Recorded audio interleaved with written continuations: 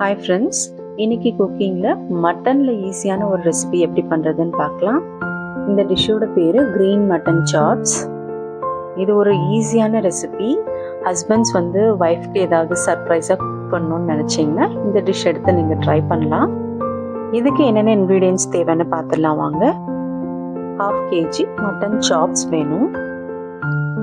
1 cup புதினா, 1 cup கொத்தமல்லி, ஒரு 3 ஸ்பூன் பொட்டுக்கடலை, 2 வெங்காயம், இஞ்சி, பச்சை மிளகாய், பூண்டு, அன்னாசி பூ, பட்டை, இலை, 1 ஸ்பூன் மிளகு முழுசா அதையும் சேர்த்து அரைக்கிறதுக்கு எடுத்துக்கலாம்.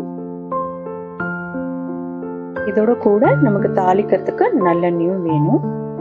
முதல்ல இந்த இன்க்ரீடியன்ஸ் எல்லாம் ஒரு மிக்ஸி ஜாரில் சேர்த்து நம்ம அரைச்சிக்கலாம்.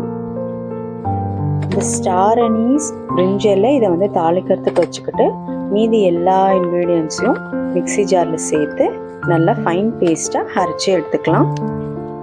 நாங்கள் காரம் குறைவாக தான் சாப்பிடுவோம், அதனால் 2 பச்சை மிளகாய் எடுத்திருக்கேன். நீங்கள் நிறைய தேவைன்னா ஒரு 4 பச்சை மிளகாய் கூட சேர்த்துக்கலாம். இந்த மட்டன் க்ரீன் சாப்ஸை கிரேவியாக பண்ணுறாங்க இங்கே பெங்களூரில். நான் இன்னைக்கு ட்ரையாக ட்ரை பண்ணியிருக்கேன். எல்லா இன்க்ரீடியன்ஸையும் சேர்த்து நீங்கள் நல்ல ஃபைன் பேஸ்ட்டாக இந்த மாதிரி அரைச்சி எடுத்துக்கோங்க. இந்த மட்டன் சாப்ஸை வாஷ் பண்ணிவிட்டு குக்கரில் நம்ம வேக வச்சு எடுத்துக்கலாம். இந்த குக்கரில் வேக வைக்கும் போதே கொஞ்சமாக உப்பு, மஞ்சத்தூள் கொஞ்சம் சேர்த்துட்டு ஒரு 6 விசில் வச்சு வேக வச்சிங்கன்னா இந்த மட்டன் நல்லா வெந்துடும் உங்களுக்கு. தண்ணி அளவாக கொஞ்சமாக ஊற்றிக்கோங்க, தண்ணி நிறைய விட வேண்டாம். இந்த மட்டன் வெந்துட்டு இருக்கும் போதே நம்ம மசாலாவை வதக்க ஆரம்பிச்சிடலாம். ஒரு நான்ஸ்டிக் பேனில் 2 கரண்டி நல்லெண்ணெய் விட்டுட்டு அதில் உங்களுக்கு பிடிச்ச ஸ்பைசஸை நீங்கள் ஆட் பண்ணிக்கோங்க. நான் இதில் பிரிஞ்சி இலை, பட்டை, ஸ்டார் அனீஸ் இது 3த்தையும் மட்டும் சேர்க்குறேன்.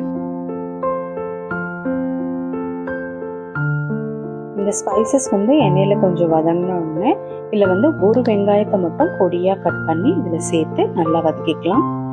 இன்னொரு வெங்காயம் ஏற்கனவே இந்த மசாலா மிக்சரில் போட்டு அரைச்சாச்சு.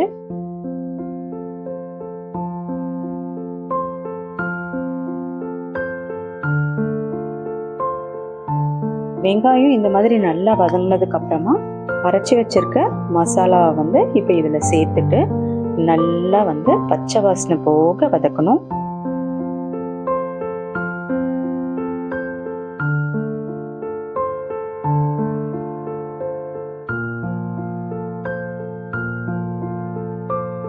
மசாலாவை நல்லா கிளறி விட்டுட்டு இதில் தேவைப்பட்டால் இன்னும் கொஞ்சம் ஆயிலும் சேர்த்துட்டு இந்த நான்ஸ்டிக் பேனுக்கு ஒரு மூடியை போட்டு ஒரு 15 மினிட்ஸ் நல்லா குக் பண்ணுங்க.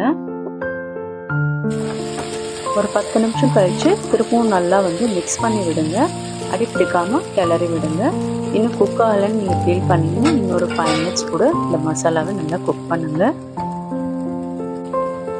இப்போ இந்த மசாலா நல்லா வதங்கிச்சு. இதில் வேக வச்ச மட்டனை சேர்த்துக்கலாம்.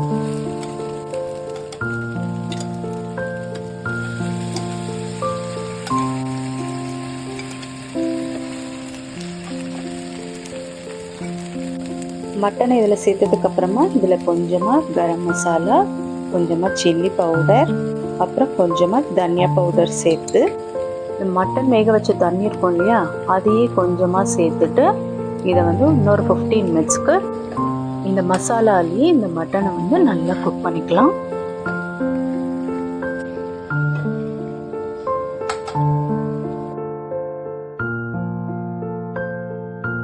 மினிட்ஸ் குக் ஆனதுக்கு அப்புறமா பாருங்க இந்த மசாலாலாம் நல்லா ட்ரை ஆயிடுச்சு.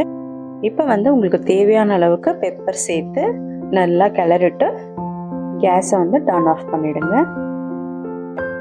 ஸோ ஒரு 1/2 அன் ஹவர்லேயே இந்த மட்டன் க்ரீன் சாப்ஸ் நம்ம ரெடி பண்ணிடலாம். இப்போ அழகாக பிளேட்டிங் பண்ணிடலாம் வாங்க.